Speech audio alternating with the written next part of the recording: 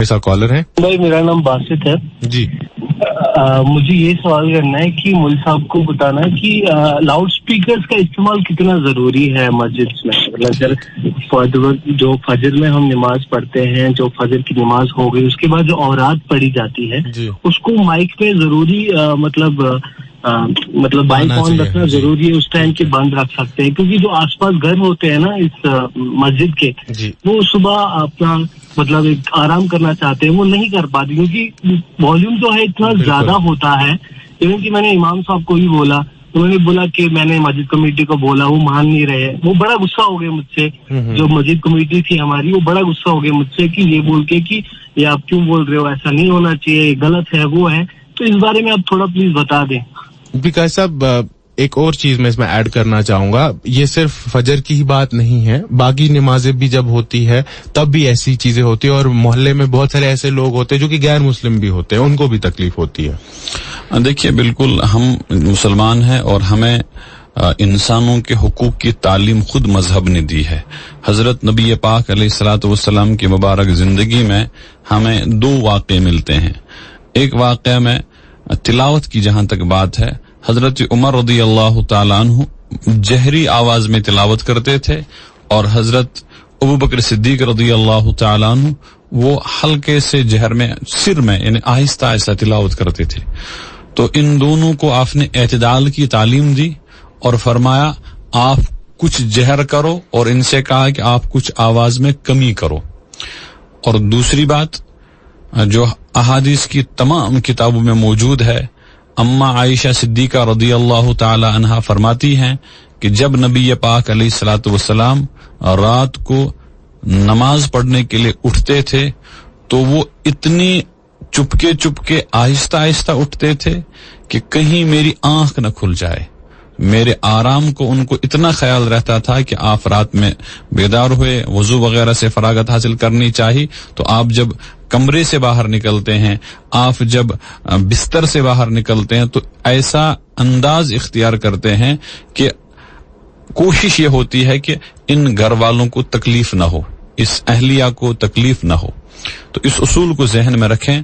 और यहाँ अल्हम्दुलिल्लाह हमेशा से यहाँ के उलमा ने, मुस्तनद अहले इल्म ने इस बाबत अखबारात में या जो भी जराया हैं लोगों तक पहुंचने के, उनको कोशिश की समझाने की, बताने की, शरई अहकाम से वाकिफ कराने की कि हम कौन सी चीज किस हद तक इस्तेमाल कर सकते हैं। जहां तक इस भाई के सवाल का ताल्लुक है और उसके फिक्र का ताल्लुक है, फिक्र अहम तरीन फिक्र है। हमारी मसाजिद में या आम हालात में भी जब आप माइक का इस्तेमाल करते हैं, मस्जिद की अगर हम बात करेंगे तो मस्जिद में माइक का इस्तेमाल आप अजान के लिए करें, क्योंकि अजान में मकसूद है दूर दूर लोगों तक आवाज पहुंचाना, ताकि उनको पता चले नमाज का वक्त हो रहा है। इसलिए अजान के दौरान अजान देने में आप बाहर की स्पीकर इस्तेमाल करें तो ये बहुत अच्छी बात है।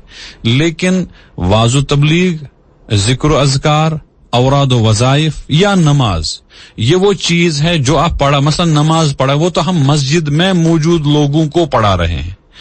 बाहर तो हमारी आवाज पे कोई नमाज पढ़ ही नहीं सकता है। अंदर मस्जिद में सिर्फ एक सफ है और हम तीसरे मोहल्ले में स्पीकर चलाते हैं, तो ये मजहबी तालीम तो नहीं हो सकती है, न ये इंसानी तालीम हो सकती है। आपको स्पीकर चलाने की जरूरत है तो मस्जिद के अंदर वाले चलाएं। आपकी दोनों मंजिल मस्जिद मुक्तदियों से बरी हुई है, तो इंतजामिया की ये जिम्मेदारी है, मस्जिद इंतजामिया की, कि वो अंदर मस्जिद के दोनों मंजिलों में स्पीकर का इंतजाम करे, जहां आवाज सिर्फ मस्जिद के अंदर महदूद रहे। मस्जिद से बाहर आवाज नहीं जानी चाहिए, न नमाज की न औराद व वज़ाइफ की, इसलिए कि वहां मकसूद है नमाज पढ़ाना, जिक्र अज़कार करना, जो मौजूद लोग हैं उनको सुनाना।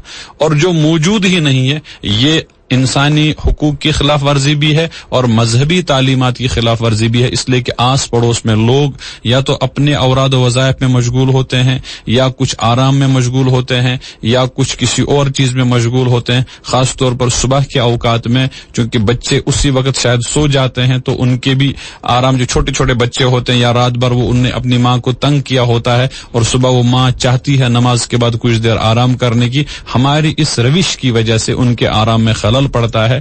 بہت ادب کے ساتھ ہم سب سے گزارش کریں گے کہ یہاں کے مستند اہل علم نے بار بار اس پر بیان فرمایا ہے اور لکھا بھی ہے. کوشش کریں, انتظامیہ کی ذمہ داری ہے کہ ہم جو مسجد کی خدمت کرتے ہیں ہمیں خدمت کے عوض میں اللہ ثواب دے, اس امید سے خدمت کی جاتی ہے. کہیں ایسا نہ ہو کہ اس بیجا روش کی وجہ سے ہمیں آخرت میں باز پرس ہو کہ تم نے میرے بندوں کے تکلیف کے اسباب کیوں پیدا کیے اور تم نے میرے بندوں کو تکلیف میں مبتلا کیوں کیا.